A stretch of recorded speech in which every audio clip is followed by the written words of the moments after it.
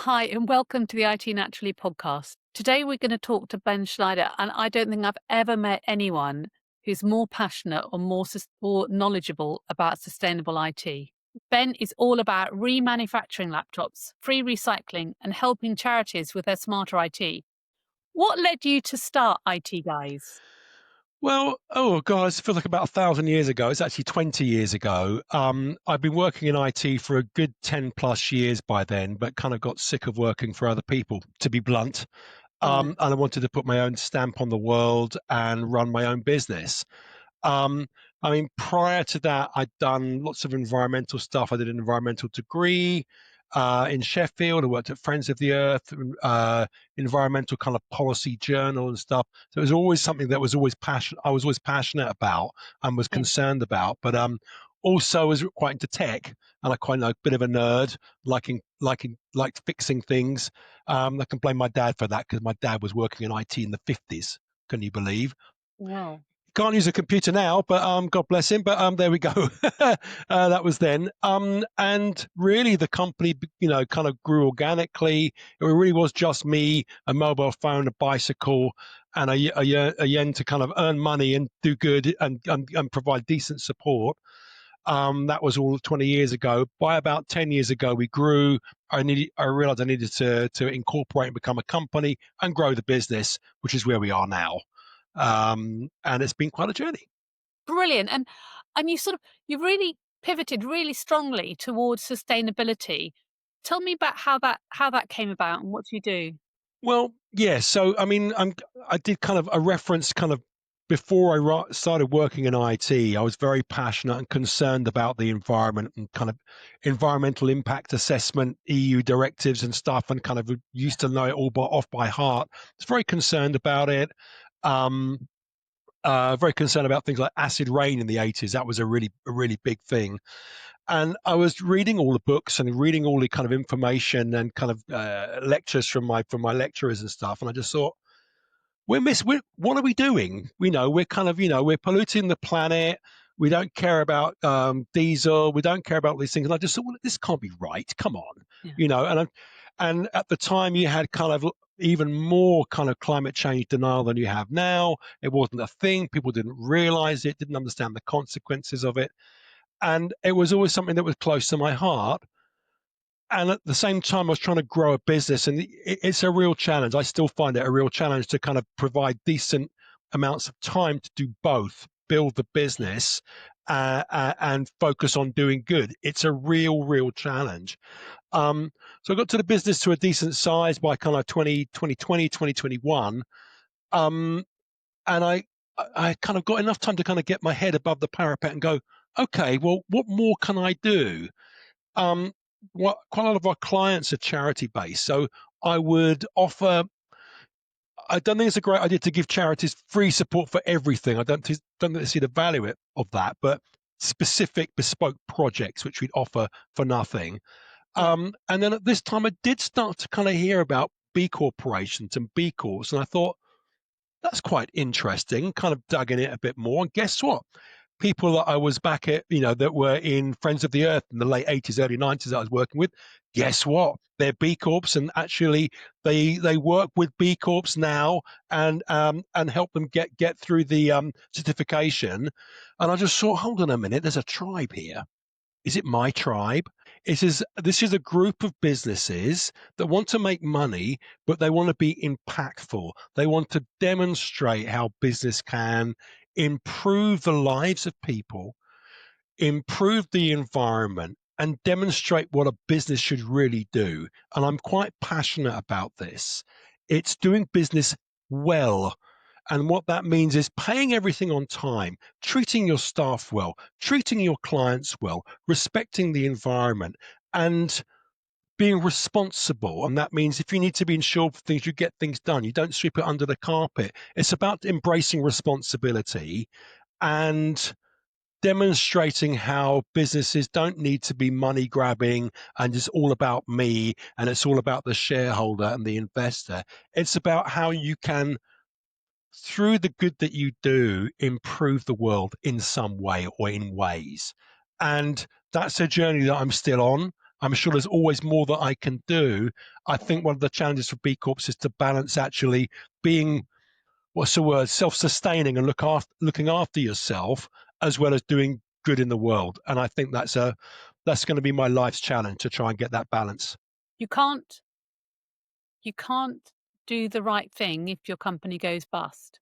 You can't do the right thing in your company if your company goes bust. So you need to turn enough of a profit for it to be sustainable. Yeah, and it's Yes. that balance and that focus of employees spend sort of half their waking hours working for us. What can we do to make that the right place for them, that they're getting the right things out of work and it's not just about earning money and paying the bills? Um, No, exactly. Yeah, I mean, you need to pay market rate. You need to give them enough, but some of the other things can be in kind. I don't know, everything from kind of counselling, facilitation. I mean, yeah, gym membership maybe, if that's what you want to do. I mean, whatever. well, I think the treating people with respect and thanking them is major, isn't it? A lot of tricky, companies don't do that. yeah, treating people with respect and thanking them, and also we've got a pot of stuff, goodwill, money, or something. What would you like? What would be of value to you? So you're engaging them. And in that way, you have a workforce that wants to stay. The big Yeah. initiative that we're doing right now, Julie, Ben is praying, we need to get more efficient as a business. I'm sure you've heard this all before. The carrot for my team is if we hit specific KPIs, they will get every other Friday afternoon off. Same Wow. money, more time off, because that's something which really you can't buy. I think one of the things which I learned maybe 10, 15 years ago was the only finite thing on earth, it's time. Doesn't Yeah. matter whether you are the richest or the poorest person, you cannot buy another minute in a day. And what you do with your time is really the challenge here. But giving more time to employees when you can't necessarily pay them more, but you can give them more of the thing that they can choose to do what they want, is, I think, is a really valuable thing. Amazingly, everyone was on side with this. Amazingly, everyone thought this was a great idea. So that's my challenge for the next 12 months, to try and get to that point. Got to reach those KPIs. We've just done something terribly similar. We've got such similar values. Um, we've we've formed 6 years ago, and we've had a number of employees last year hit 5 years employment with us. So everyone who hit 5 years got a week's paid additional holiday. Wonderful. The same as you. It's time.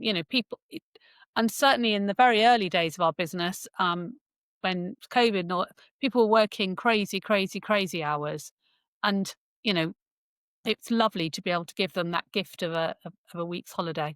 Yeah, Really I mean, is. it's just, from my perspective, I want my team to see that the boss cares Yeah. and will do what he can to make life as easy as he possibly can and be as flexible as he can. Because I think that's the thing that people remember. Now we can't ignore any longer what you're wearing. So, Okay, I'll just give you the full glory, and also whoa, whoa, the behind. So one of the things that one of the things I've realized is that IT is quite polluty. A lot of the tech that we use uses enormous amounts of resource in a nasty way. I mean, as you can see, one new laptop, and I'm averaging here, it creates a third of a ton, or 300 kilos of carbon dioxide. Each one. Each one consumes 190,000 liters of clean water, plus all the chemicals that are required to leach out the uh, rare earth metals, like, I don't know, rubidium, lithium, platinum, or whatever. And also, if you start to extrapolate, I've got an amazing graphic where you actually work out every single component in an average laptop, where they come from, what the environmental impact is. And a lot of these rare earth metals are mined in Africa, owned by Chinese companies. Then you've got to open a whole other concern around human rights, hours that they're working and stuff. So anything that we can do to kind of rethink how we use tech, I think is a really great thing to start with. Bearing in mind that for many businesses, service-based businesses especially, typically, apart from say air travel, the largest amount of carbon dioxide they create is the tech that they use, Yeah. right? So anything that you can do to reduce the amount of times you buy a replacement device, the better. So you're baking in the value of that carbon dioxide per year Yeah. for longer. So if I'm sure you'll know this, the average refresh rate for a laptop in a business is probably 3 years. So if you do that 3 times in 10 years, that's a ton of carbon dioxide. Yeah. Imagine if you don't have to do that so often. Imagine if you get devices which will last longer, or devices which have been got cleaned up, tuned and fine-tuned and cleaned to within an inch of their lives, and then that what that means is their lifespan is longer. Isn't Yeah. that a great thing? And that's what I started to look at. I started to speak to various suppliers. The names doesn't really matter what they are. And then I got put into touch with a company whose distribution center is in the south of the UK. And they said, well, look, we get 5 specific devices only. We're like a big vacuum cleaner. We hoover them up globally. We take them to our distribution center in Dubai, which is unfortunate because they've still got to get from Dubai to the UK. But they've got a proper factory there, a plant there, where they take them apart, they clean them, they upgrade them, they get them to look as good as new, conforming to British standard BSI 8887, which says the device must be as good as, if not better than new.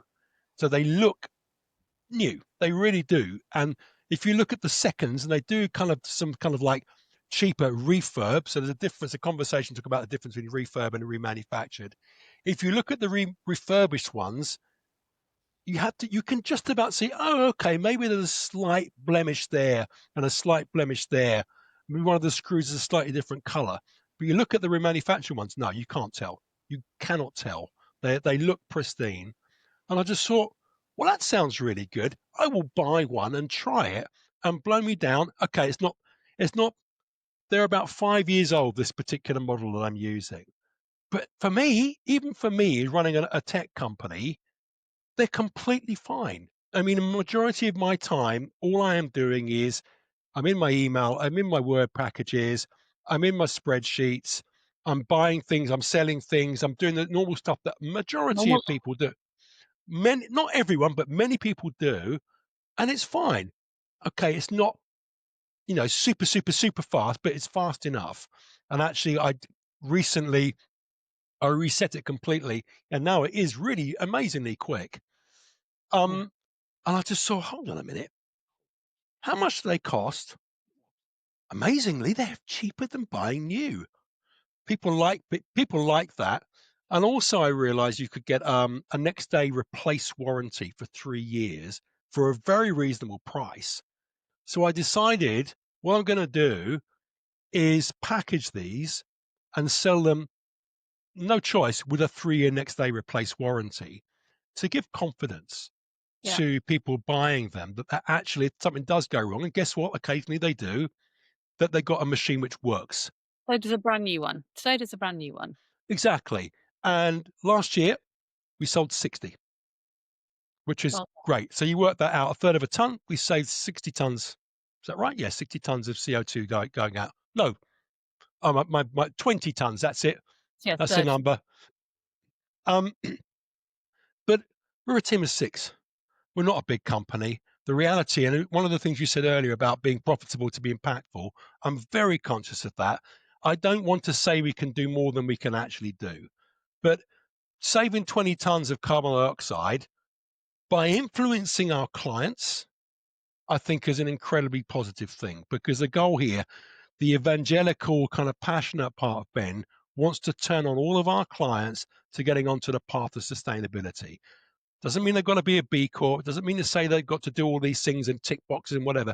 It's getting them onto the path, getting them to think about it, getting them to talk about it inside their organizations and with their partners and with their suppliers and with their clients.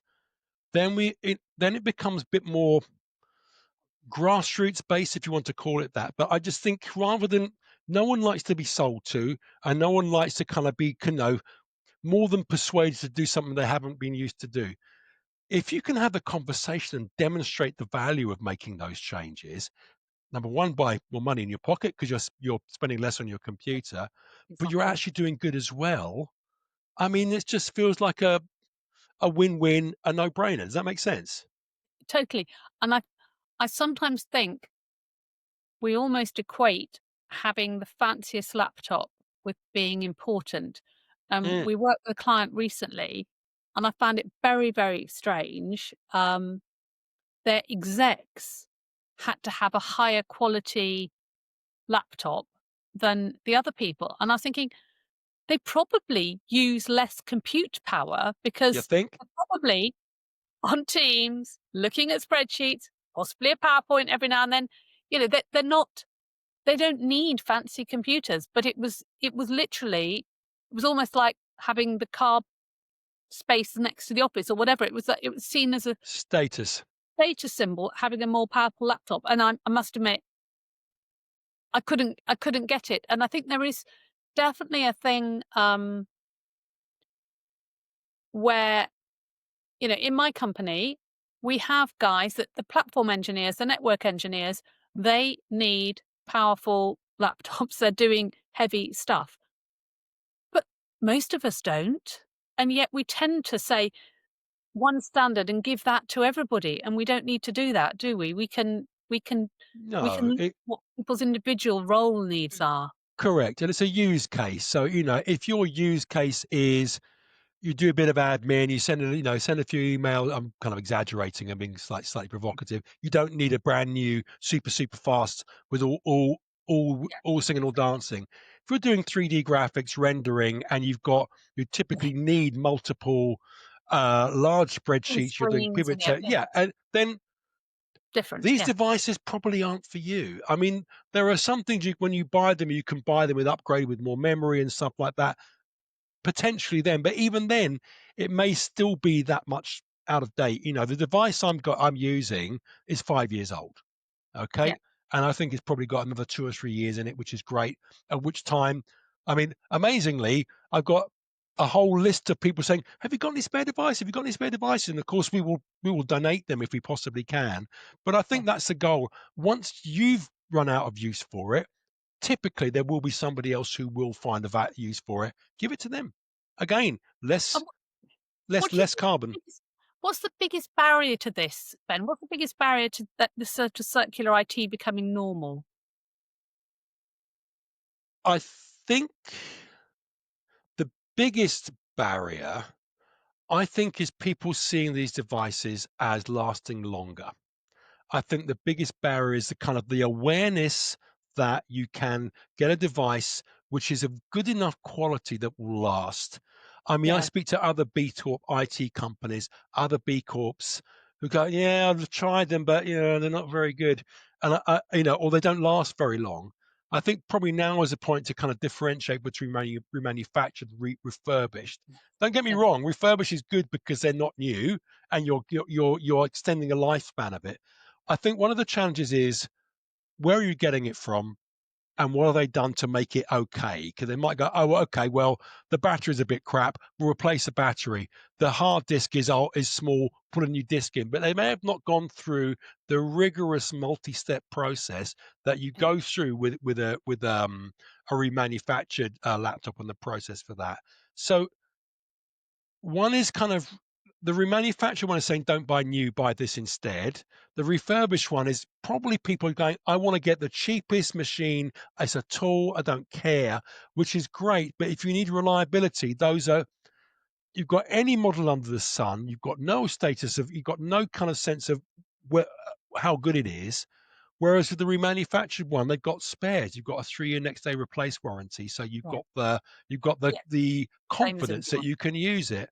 So I think there's an opportunity here for businesses to realize they can save cash, reduce their carbon footprint, and do good, but they need to be aware of it, which is why I bang on and on and on about it. And I bang on about the differentiation between refurbished and remanufactured, because I don't think people see that actually this Yeah. is a really good thing and not complicated. You talked a bit about giving free services to charity, and it's yet another thing that we have in common with you. We love that. But tell us more about how you do that. How do you balance, as you say, giving service, but it being feeling valuable to people? Right. I mean, I think that's a really good point. And interestingly, I'm about to have, after this call, I've got a meeting with a new charity organization that we're going to partner with, or we're going to go through the process of, because it's really, I want to work with organizations that see value in what we do and I understand what they're trying to achieve. And I think the thing here with charity work is if it's all seemed as free, my concern is it valued? Yeah, yeah, And yeah. anything that people take, I mean, things are given for free can often be taken for granted. Not always, but quite often. So I was very clear from the get-go when going down this route was to provide our time slash consultancy for free, but any pay for applications or services, we would bill the client at cost. So we're Yeah, not going to make a profit out of them, but equally, I don't want to make a loss on the services. no, it Not makes so much about the money, slightly, but more about I want you to see charity that there's a cost to you. It's quite small, but therefore I want you to use it. And I yes. just think I don't want to kind of name names or anything. I've been in a situation previously, quite a long time ago, where I was working with a charity and I wanted to offer that, and they didn't follow our advice. They didn't follow our guidance. They just wanted a free help desk, and I felt my goodwill was taken advantage of, and I won't do that. So And this is why I have we this have the conversation. opposite. One of our charities that we work with, and we give a proportion of our profits to charity and stuff, and so they're one of the beneficiaries of that. But they actually, for some a service that we did, they wanted to pay us an amount. We didn't charge them a normal rate, but they wanted it to sort of go through their books and things. Now, we then give them money as a donation at the end of the year anyway, so it all sort of balances out. But they didn't want to take it for free. They felt that wasn't the right thing to Well, do. I mean, I think that's very noble of them, and I think it demonstrates a good working relationship. Yeah, By the way, exactly. that we do for the charity clients that we have, that we don't do it for nothing. We bill Yeah. them. Yeah, of course. We try to make it as what's the word, respectful of their situation as possible by offering anyone who's working part time. And probably like you, we charge pounds per user per month. Yeah, Anyone who's yeah, working part time, 50%. So yeah, in that way, we're reducing the cost that way because typically they've got yeah, got charity, they've got money. part time people, and if it's Yeah, like a volunteer in a day for like there for half an hour, and it's even less, and that's basically tools only. But again, the goal here is to I want to work with charities that want to be helped and want to engage, yes, yes, yes. and anything where you're having to fight, it shouldn't be No, like no, that, no.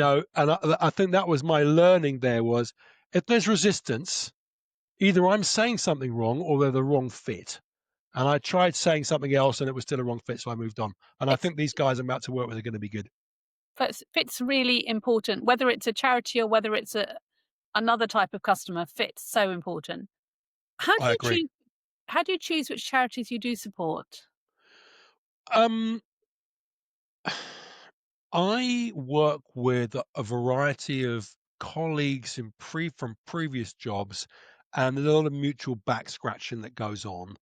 And I they get that they add value to me. One of them is on my board of advisors for what we do to kind of keep me in line. And this one particular person focuses on supporting charities, providing she gets a grant from someone to pay for to do their, your IT is a mess. Well, we know that, but specifically how you need Yes. to do Yeah. this, and this. What I like about that is I really respect this person and their opinion. And if they're working with this organization, Then that's a good starting point for me. And guess what? This person knows what I do and exactly. They know your likes how we work. And they say, Ben, if you've got a slot, and that's exactly what's happened. So at some level, there's some kind of screening. There's somebody else's opinion I value, if they gone through that process, and that makes it easier for me to decide. I mean, we actually do it through our employees choose, make that decision for us, which is really good. Um, right, I'm going to ask you some questions quite quickly, and I need top of the head answer. Okay? Okay, I'm ready. Right. So, what piece of tech couldn't you live without? I'm sure everyone says their phone, so I'm going to say my e-reader, my Kindle. I read a lot. I find it really therapeutic. Listening to books or reading books, I find very not work books and not business books. I find very therapeutic. Thank you. What's the most satisfying moment you've had as a B Corp founder? I think probably getting certified. I think that was like it was such a we were so anxious. Are we going to get it? Aren't we going to get it? It Really felt like tough. a really, really important thing. I think just getting the certification. I was away. It was the middle of May, and I was just cock a hoop. I was so happy. Brilliant. And if you bother to go back to LinkedIn at that point, you'll see me beside myself with joy or something like that. Cool. Thank you. Yeah, I was terribly nervous about it. Um, what is the biggest myth about sustainable IT? The biggest myth about sustainable IT that it needs to be expensive. I think that goes back to the previous point. It doesn't need to be expensive. It can be cheaper. Brilliant. I love that. I really love that. And what's one change every business could make tomorrow to make themselves more sustainable with tech? I'm really scared I'm just going to be saying the same thing by remanufactured. Switch your devices off. Switch them off, when you don't use them. Um, that's a really, really tricky one. Um, Biggest change. I mean, the more influential change is ask your supplier about their green supply chain. That's a really interesting one, but that's not simple. I think Yeah, don't buy new for as long as possible. I think is still is the biggest one. Yeah. agree. I agree. I agree. And for me, think about where your applications are hosted in the cloud. Different cloud environments are very, very different. Yes, yes. And I mean, and there's lots people of just think it's in the cloud, and it's almost like I can switch off worrying about it, but you can't. there are many renewable cloud providers. I mean, Microsoft is not one of them, although they'll tell you they get their carbon negative by 2030. But they are dramatically better than some of the competitors. Yeah, I mean, just as a side there, I think because it saves money, they'll try to be altruistic about it, but because it saves money, they're all concerned about reducing energy Yeah, usage, which is good, which is which good. ultimately is a good thing. And I think we need to embrace that and encourage them. And they're not all evil. They're trying to do the right thing. And I think you've got to kind of Yeah, give them the benefit of the doubt to an extent. and ask the questions. Have you got a weird or wonderful IT story from your career that makes you laugh or cringe? I saw the question, cringe. Go for it. Tell This me, is Ben. 30 years ago Oh, when you were still at school. You were still I at was school. still, yes, I wish I was still at school. Unfortunately, anyway, I was this is when I was really trying to start out for my own on my own for the very first time. I got a computer, was trying to fit. It's just Windows 95, so it's a bit basic, whatever. They wanted to put a graphics card in. I really nearly knew what I was doing. Wasn't quite sure. The American family, they said, "Look, take the device away. Don't worry about it. We're going away for the weekend. When we come back, we'll get it all set up." So go home, plugging it all in, turn it on. American American. power supply. It blew the power. It blew the power supply in the back of the computer, and I was Yuck, like, yuck, yuck. and it wasn't a standard power supply. I had to phone off to the United States to get it sent to me. So I think I made £100 on the job, and it cost me 190 on all the bits and getting it all job. So that was a lesson learned. Thank you. And thank you so much for joining us today. I've really enjoyed chatting. I always enjoy chatting to you, but I've really enjoyed chatting to you. And I You're think it's welcome. really exciting to hear all the things that you're doing at IT Guys. You might be small, but you're mighty, and you're gonna make a difference, Ben. So thank you very, very much. Brilliant. Thank you very much indeed.